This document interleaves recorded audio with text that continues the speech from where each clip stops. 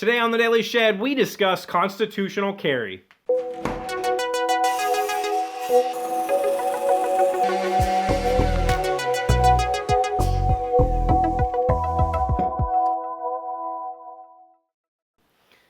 Hello, friends. It's Tuesday here on the Shed, and today is a special day if you live in West Virginia, because today, as of today, it is now perfectly legal for any resident over the age of 21 to carry a handgun, or any other weapon for that matter, concealed on their person anywhere in the state. Now, obviously, not in federal buildings or schools or on school property, that sort of stuff. But we can now carry all of our weapons everywhere we go, however we like.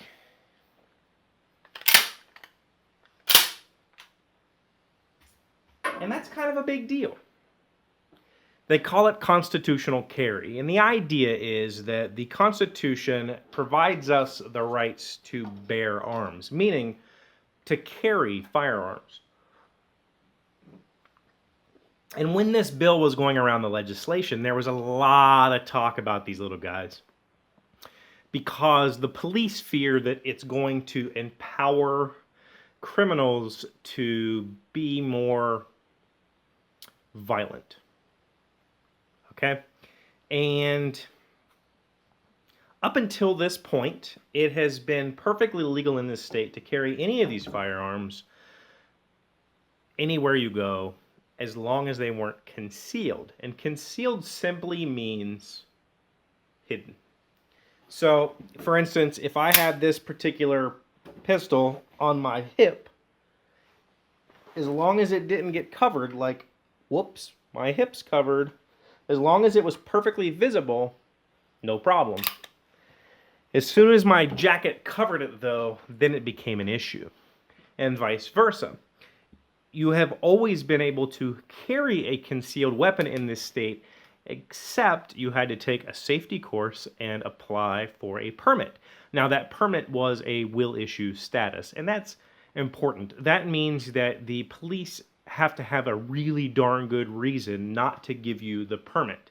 And that reason would be you're not allowed to own firearms, like, you know, you had a felony or whatever, or domestic abuse, or any of those things that would prevent you from owning and using firearms. Otherwise, they had to give you the permit if you applied. So anybody could have already carried one of these. They just needed to apply first and take a class. And the class was like maybe 8 hours, 2 nights or something like that. Basic firearm safety training. Finger off the trigger, never point at anything you don't intend to shoot. All of that basic stuff, which we are taught in the military from day one, is what's in that safety course. And personally, I will tell you that I think it's a good thing that people go through that sort of training. This isn't about my personal views on this particular law or my personal views on guns. As you can see, I own guns. I have quite a few. And I own handguns. Why do I own handguns? Well, home defense is one good reason to own a handgun. If somebody were to attempt to come into my home forcefully, I can protect my family. That's also a good reason to have a basic shotgun. This one is a little too old and worn and big for home defense, but I guarantee you, if somebody came through my front door and that's all I had to do to get them to stop whatever it was they were doing. So, hunting. This is a hunting shotgun. This is a 12 gauge used for hunting anything. Rabbit, squirrel. You could hunt deer with this. I own rifles because I enjoy target shooting and hunting as well. This is actually a .22. It looks large and menacing, but this is actually a very small caliber rifle that I use solely for target shooting, just because it's inexpensive and fun. So, regardless of how you feel about guns or how I feel about guns, as of today, it is legal for everybody to carry a handgun in West Virginia. This doesn't apply. I'm not giving you legal permission to do this. You still need to be cautious because remember when I said that people could carry concealed with a license? And remember when I showed you the difference between concealed and not concealed? Under the concealed carry law, if you had a concealed permit and your gun suddenly became unconcealed, you could be charged for brandishing a weapon. So, because I can carry one of these does not mean I could literally carry one. I can't walk around with this in my hand just pointing it wherever I feel like it. That's called brandishing a weapon, and that is extremely stupid and dangerous. You can't do that.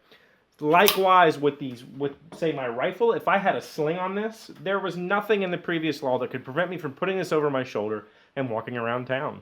Perfectly fine. But that doesn't mean I can keep it at the ready, walking around like I'm in, some war zone, getting ready to take somebody out if they approach me. That's not what it means.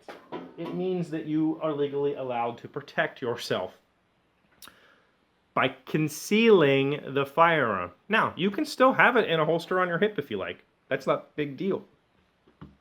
But if you pull that weapon out, if you use that weapon in a threatening manner, which could just be saying, go do that, I have a gun, you will go to jail, all right? That's not okay. So what does this law do? Well, proponents of the law say it levels the playing field. It gives law-abiding citizens the ability to defend themselves against non-law-abiding citizens. People carried concealed without a permit, without this law in place. We all know it. It happens. Is it widespread? No. It really isn't.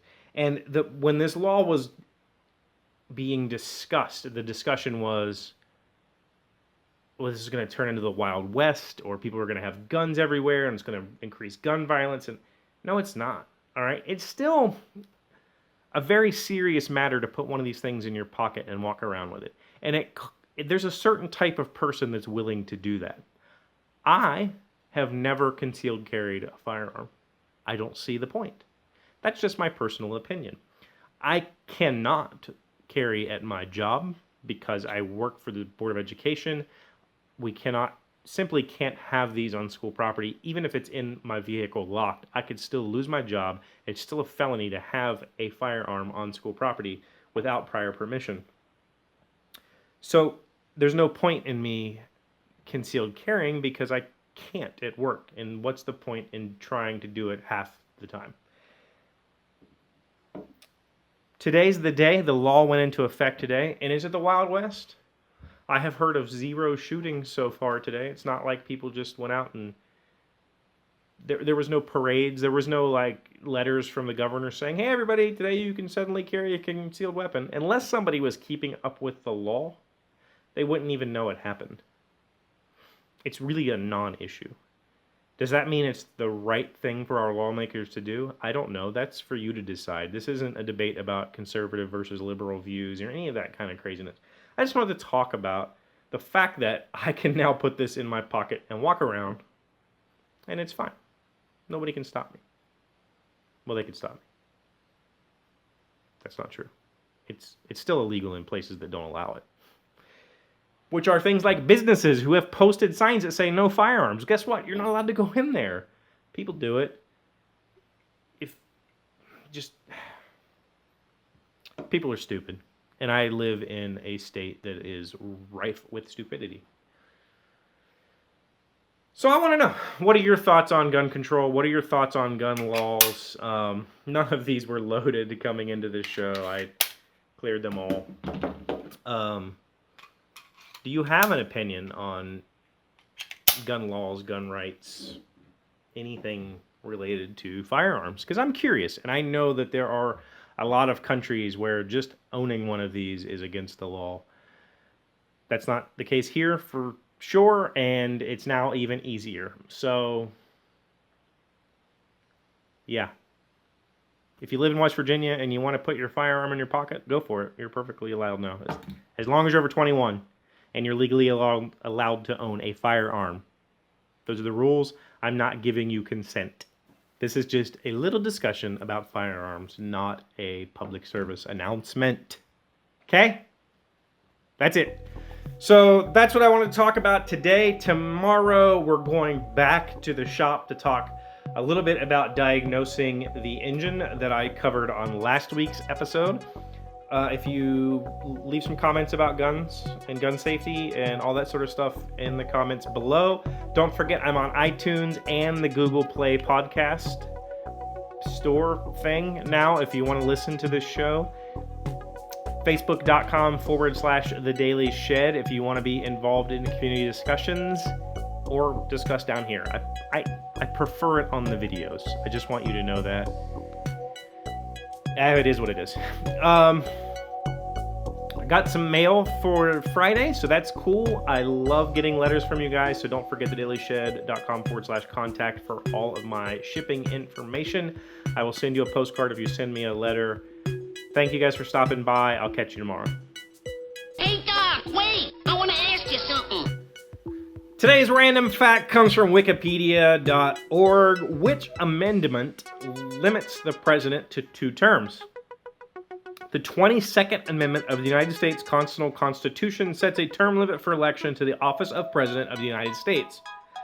Congress passed the amendment on March 21st, 1947. It was ratified by the requisite number of states on February 27th, 1951. Think about that.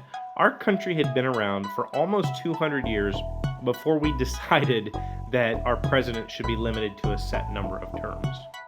Somebody could have been had an empire had they been good enough. And I believe that's why the law was almost passed. Look it up.